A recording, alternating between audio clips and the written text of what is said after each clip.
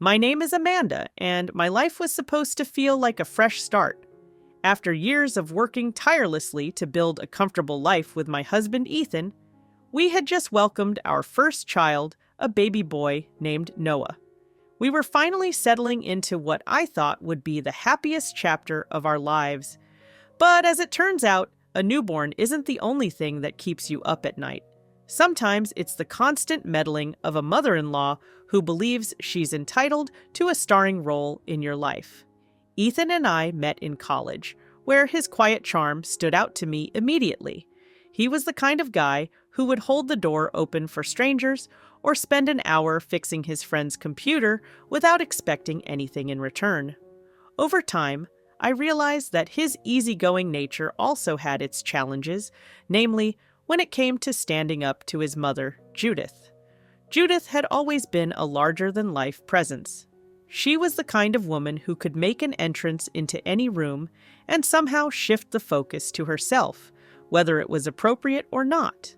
Her hair was always perfectly coiffed, her nails immaculately manicured, and her wardrobe something out of an old money catalog. When she spoke, it was with the confidence of someone who had never been told no. Ethan, her only son, was her pride and joy. I once naively thought that meant she'd welcome me with open arms. Instead, it became clear that Judith saw me as an intruder who had stolen her golden boy. Judith's behavior was exhausting even before Noah was born. She had opinions about everything: our wedding, the house we bought, how we decorated it, and even how I planned to balance my career as a graphic designer with motherhood. At family gatherings, her comments often came wrapped in faux concerned sweetness. "Amanda, dear, don't you think a smaller wedding would have been more sensible?" Or, "Working mothers these days are so brave. I don't know how they manage not to neglect their children." But after Noah was born, her interference escalated to an entirely new level. Suddenly, every phone call came with unsolicited advice. "Amanda, you really should be breastfeeding exclusively. Formula is so unnatural," she'd say. Or, "I hope you're bundling Noah up. These modern parents let their babies catch colds with all that minimalist nonsense." At first, I tried to let it roll off my back. She was just an excited grandmother, I told myself. But then Judith began insisting on stopping by unannounced. I'd be in the middle of feeding Noah, sleep-deprived and still in my pajamas, only to hear the doorbell and her unmistakable voice booming, "It's Grandma Judith!" If I didn't answer immediately, she'd call Ethan, complaining that I was keeping her grandson from her. Ethan would try to placate her with vague assurances, which only emboldened her. "She's just being Judith," he'd say with a tired smile, as though that excused the fact that she was now reorganizing my kitchen and criticizing how I folded laundry during these visits. She means well. Did she? I wasn't so sure anymore. Judith's energy often felt less like genuine affection and more like a need to control. She started dropping comments about how lucky Noah was to have her in his life. "Grandmothers are the glue that hold families together," she'd say. "Just think how different things would have been if I hadn't been there to guide Ethan." It didn't take long for my patience to wear thin. Between sleepless nights with a newborn and my attempts to navigate motherhood, Judith's demands for attention and control felt like an impossible burden. Every time I tried to set a boundary like asking her to call before visiting, she brushed it off as if I were being unreasonable. "Family doesn't need to make appointments," she'd say, with a dismissive laugh. As Noah turned 6 weeks old, things took a sharp turn. Judith began speaking less in suggestions and more in declarations. She began to refer to her role as indispensable. "It's so much work to be a good grandmother," she'd sigh dramatically. "You know, you're very fortunate to have me." When I mentioned this to Ethan, he shrugged in discomfort. "That's just how she talks, Amanda. She doesn't mean it that way." But I could see the way her words lingered in his mind, a subtle manipulation rooted in years of guilt and obligation. Ethan had grown up believing it was his job to make her happy, and breaking that mindset was harder than I'd expected. I thought Judith's behavior couldn't surprise me anymore. But one evening, as we sat on the couch trying to get Noah to sleep, my phone buzzed with a text from her. It was a long message filled with her usual mix of passive aggressiveness and thinly veiled insults. But one line stood out. "You know, I've been doing so much for this family. It's only fair I get some recognition. A little financial appreciation would be nice. $5,000 a month is more than reasonable for everything I bring to the table." I stared at the message, my blood running cold. She wanted what? When I first read Judith's text, I thought it had to be a joke. A grandma fee? $5,000 a month? Surely no one could be serious about something so absurd. But as I reread the message, the reality sank in. She wasn't joking. Judith, in her delusional mind, had decided that her contributions to our family deserved financial compensation. I showed the message to Ethan, half expecting him to laugh it off. Instead, his face turned pale as he read. "This can't be real," he said, shaking his head. "She's not actually serious, right?" "I don't know, Ethan," I replied, my voice dripping with sarcasm. "Your mother is many things, but subtlety isn't one of them." Ethan sat back on the couch, running a hand through his hair. "I'll talk to her," he muttered. "She's probably just blowing off steam." I wasn't so sure. Judith didn't do anything without purpose. She was the queen of guilt trips, always finding ways to make others feel obligated to her. This grandma fee felt like another manipulation tactic, but it was so outrageous I didn't even know where to start. The next day, Judith decided to force the issue. She showed up unannounced, as usual, sweeping into our home with the flair of someone visiting a museum they owned. I was in the middle of nursing Noah when she barged in. "Oh, there's my grandson," she cooed, ignoring me entirely as she leaned in to pat his tiny head. "Amanda, darling, you're looking tired. You really should take better care of yourself. A stressed mother isn't good for a baby." I bit my tongue, choosing not to engage. "Can I help you with something, Judith?" I asked, keeping my tone neutral. She gave me a pointed look and perched herself on the armrest of the couch. "Yes, actually. I wanted to talk about my message last night. You saw it, didn't you?" "I did," I said flatly. "And I have to ask, what exactly are you thinking?" Judith's eyes widened in mock innocence. "What am I thinking? I'm thinking about how much I do for this family. Do you have any idea how valuable my time and wisdom are? I've been here to guide you, support you, and help you avoid mistakes. And frankly, I think it's only fair to be compensated for that." "You're suggesting we pay you $5,000 a month just to visit your grandson," I said, struggling to keep my voice steady. "Do you even hear how ridiculous that sounds?" Her expression hardened. "It's not ridiculous. You young people don't understand the sacrifices I've made. I've put my life on hold for this family. I could be traveling, enjoying my retirement, but instead, I'm here, making sure you don't ruin everything." "Making sure I don't ruin everything?" I repeated, stunned by her audacity. "Judith, we never asked for your help. You've been forcing your way into our lives." She stood up, clutching her handbag like she was preparing to storm out.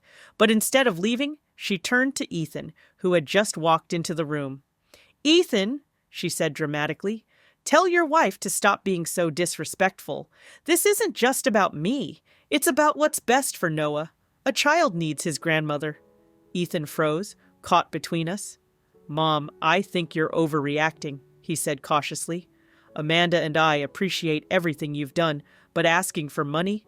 "It's not asking," she snapped. "It's setting boundaries. If you want my involvement, it comes at a cost. Otherwise, don't expect me to be part of this family." The room fell silent, the weight of her ultimatum hanging in the air. I felt a surge of anger rise in my chest, but it was mingled with something else, resolve. Judith had crossed a line, and there was no going back. "Fine," I said, my voice steady. "If that's how you feel, maybe it's best if you step back. We'll manage just fine without your involvement." Judith stared at me, clearly taken aback. "You're going to regret this," she hissed before storming out the door. As the sound of the door slamming echoed through the house, I turned to Ethan. "She's gone too far this time," I said. "We need to set some serious boundaries." Ethan nodded slowly, but I could see the conflict in his eyes. He wasn't ready to cut his mother off completely, but I was. For the next few days, Judith's dramatic exit hung over our household like a storm cloud that refused to drift away. Ethan and I didn't talk much about what had happened. I think he hoped she'd calm down and that things would quietly return to normal. I, on the other hand, knew better. Judith wasn't the type to let things go, especially when she felt slighted. Sure enough, the phone calls started. At first, they were sporadic. She'd call Ethan while he was at work, leaving voicemails that alternated between scolding him for disrespecting her and pleading with him to come to his senses. But when he didn't respond the way she wanted, the calls became more frequent and more hostile. "Ethan, it's your mother. I'm disappointed in you. How could you let Amanda drive me out like this?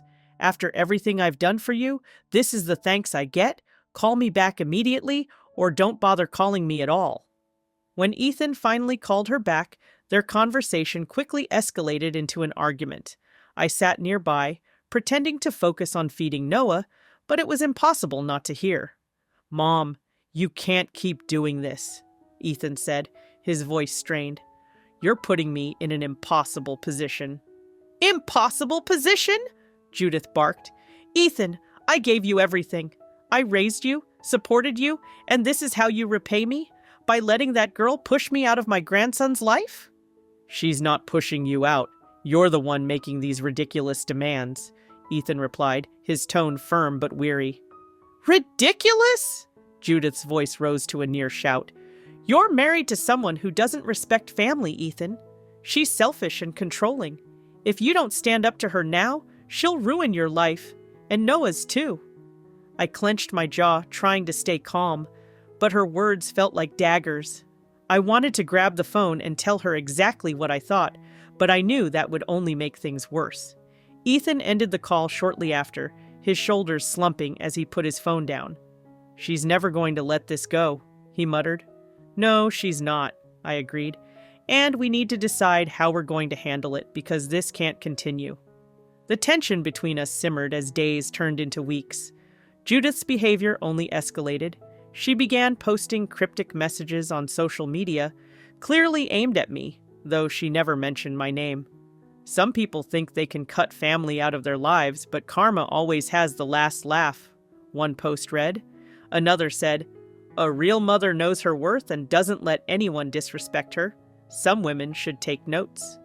Friends and extended family members started reaching out, asking what was going on. It was clear Judith had been spinning her own version of events behind the scenes.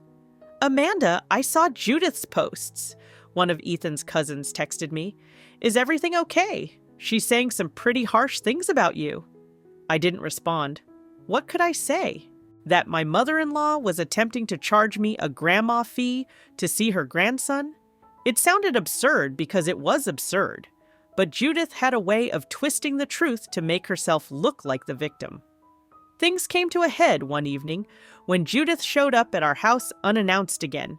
Ethan had just come home from work, and I was trying to soothe a fussy Noah when the doorbell rang.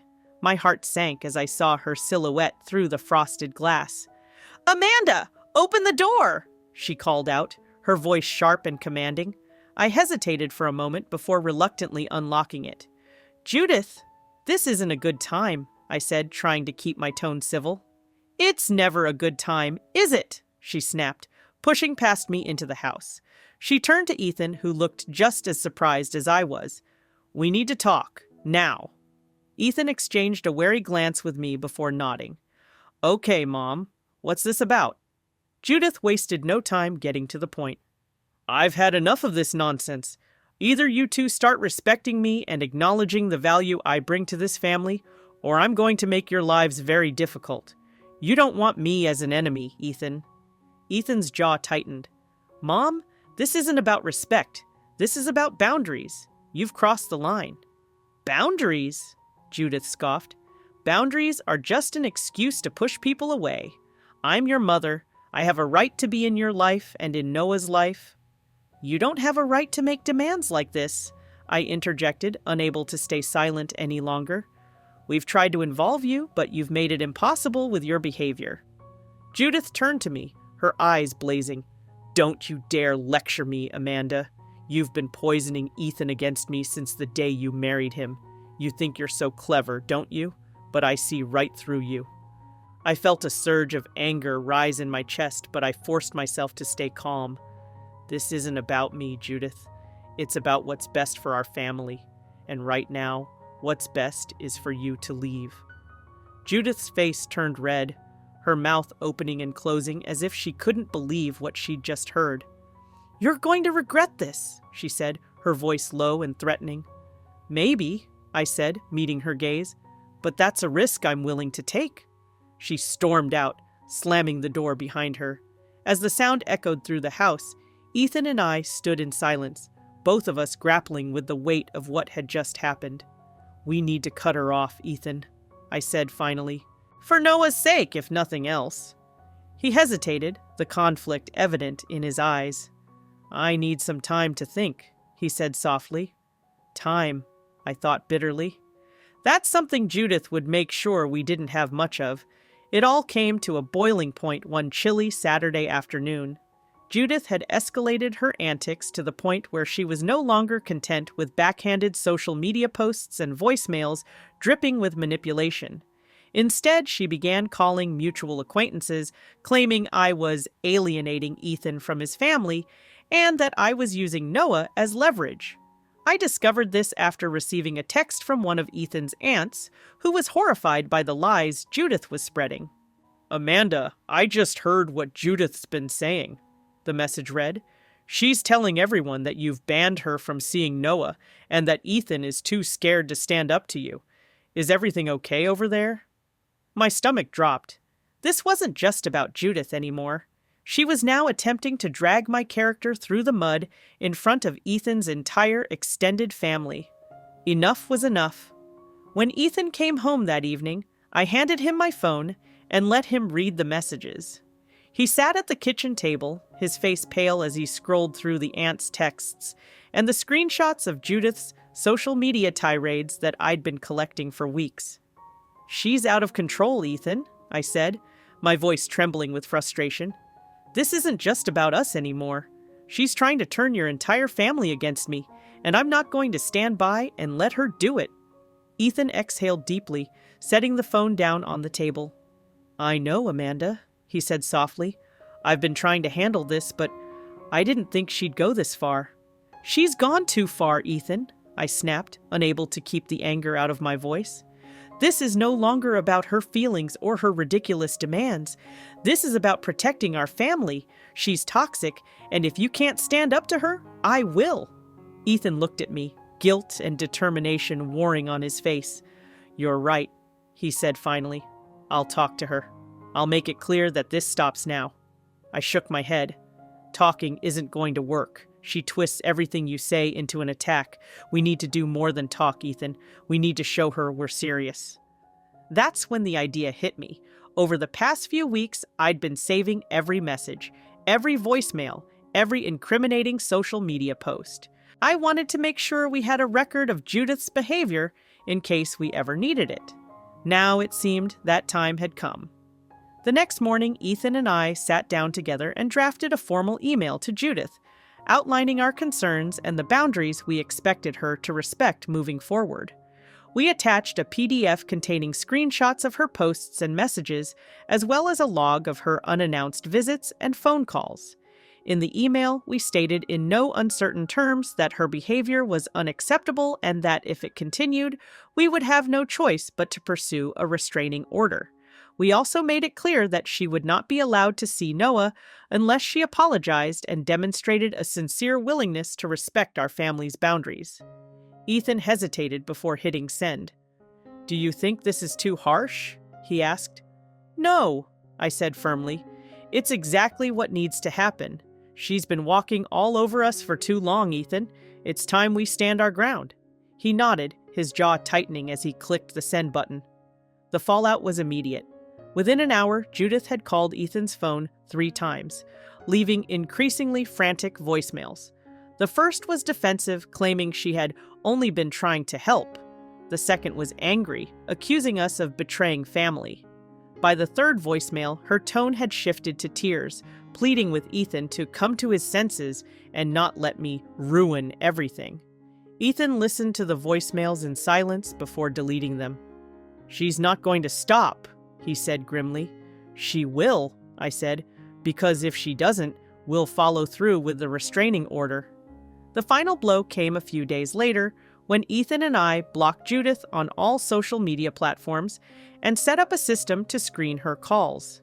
We informed a few key family members of what was happening, so they'd know the truth if she tried to spin another web of lies. Judith's attempts to contact us grew desperate. She even showed up at Ethan's workplace one afternoon, demanding to speak with him. His coworkers had to call security to escort her out. That night, Ethan looked more exhausted than I'd ever seen him. "I hate that it's come to this," he said quietly as he rocked Noah to sleep. "I know," I replied, placing a hand on his shoulder, "but this was her choice. She pushed and pushed, and now she's facing the consequences." The next morning, I woke to find a single, carefully worded email from Judith in my inbox. It wasn't an apology, far from it, but it was the first sign that she understood we weren't bluffing. "I never meant to cause harm," she wrote, "but if this is what you both think is best, I'll step back." It wasn't closure, but it was enough for now. In the weeks following Judith's email, our lives began to feel like they were finally ours again. The silence was strange at first. No unannounced visits, no guilt-tripping voicemails, no passive-aggressive social media posts. For the first time since Noah was born, I could focus on being a mother without the constant cloud of Judith's interference hanging over us. Ethan and I used the newfound peace to reconnect. The strain Judith had placed on our marriage was undeniable, but now that the tension was gone, it felt like we could breathe again. We started small, quiet dinners after Noah was asleep, long conversations about the future, and moments where we could just enjoy each other's company without a shadow looming over us. One night, as we sat on the couch watching Noah sleep on the baby monitor, Ethan turned to me with a look I hadn't seen in months, calm determination. "I should have stood up to her sooner," he said, his voice quiet but firm. "I didn't realize how much I let her control me. And us. I'm sorry, Amanda. You deserved better from me." Tears welled in my eyes, but I managed a small smile. "We both did what we thought was right at the time," I said. "What matters is that we're on the same page now." From that moment on, Ethan made it his mission to protect our family from the toxicity that had plagued us. He began reaching out to his extended family to clarify the situation, carefully explaining the boundaries we had set with Judith. While some were supportive, others were skeptical, believing Judith's narrative that we had abandoned her. But Ethan didn't waver, and I admired him for it. "She can say whatever she wants," he told me one evening after another tense phone call with an aunt. "The people who truly care about us will understand. The rest don't matter." I saw a strength in Ethan I hadn't seen before, a willingness to fight for the life we were building together. Judith, for her part, stayed relatively quiet. True to her word, she stepped back, though I suspected it wasn't out of respect but rather a calculated decision to avoid further consequences. Occasionally, we'd hear through the grapevine that she was complaining to other family members or trying to gain sympathy for her sacrifices, but those stories became easier to ignore as time went on. A month after Judith's email, I found myself reflecting on everything that had happened. I had spent so much time angry, frustrated, and hurt by her behavior that I hadn't allowed myself to process what I had learned through it all. I had learned to trust my instincts, to stand firm even when it felt easier to give in, and to value the family Ethan and I were creating above all else. Most importantly, I had learned that boundaries weren't just a means of keeping others out, they were a way of protecting what mattered most.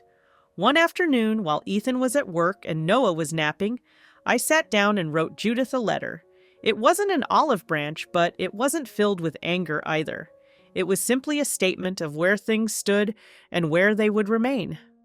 "Judith," I wrote, "I hope you're able to reflect on the choices that brought us here.